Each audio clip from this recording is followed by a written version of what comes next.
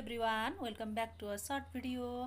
तपाईहरुलाई आज म सर्टकटमा सिकाउँदै छु फुलबत्ती यानि कि आरती गर्ने बत्ती कसरी बनाउने भनेर तपाईलाई एकदम सजिलो तरिकाले सिकाउने छु। तपाईहरु पनि सिक्नुस् अनि बनाउनुस् है त। तो साथीहरु, फुलबत्ती बनाउनलाई चाहिँ एकदमै सजिलो छ, जो हामीले बिहान बेलुका आरती गर्ने गर्छौं। यसलाई चाहिँ यसरी लिने सानो कपास, त्यसपछि यसलाई यसरी फोल्ड गर्ने, दुवै साइडबाट यसरी फोल्ड गर्दै लाने, यसरी। अनि यो टुप्पा टुप्पा चाहिँ जोड्ने अनि मज्जाले बटार्ने। यसको कामै बटार्ने। एक साइडमा चाहिँ मज्जाले यसरी बटार्नुस् है, यसरी बटार्ने। अनि आफुलाई अलिकति यो छोटो जस्तो लाग्यो भने यस्तो गर्ने। आफुलाई कत्रो साइज मन पर्छ त्यो अनुसारकै थपेर बनाउन मिल्छ यसरी।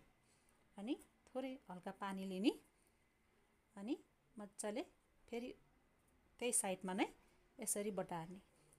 अनि आफुलाई कस्तो खालको कलर मन पर्छ त्यो अनुसारको कलर लगाएर राख्ने। भएन त इजी। यसै गरेर दुई तीन तरिकाबाट बनाउन सकिन्छ हामीले यसलाई चाहिँ, हैन। यसरी बटार्ने अनि यसरी पनि बटार्न सक्छौं हामीले।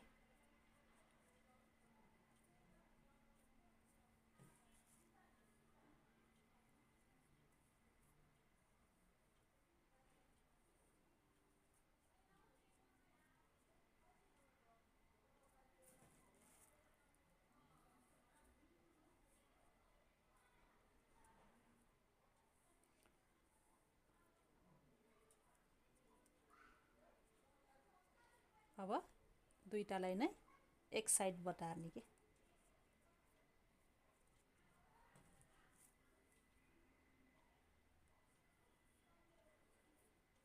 यसरी बलियो अनि लामो बनाउन लागि यसरी बटार्ने।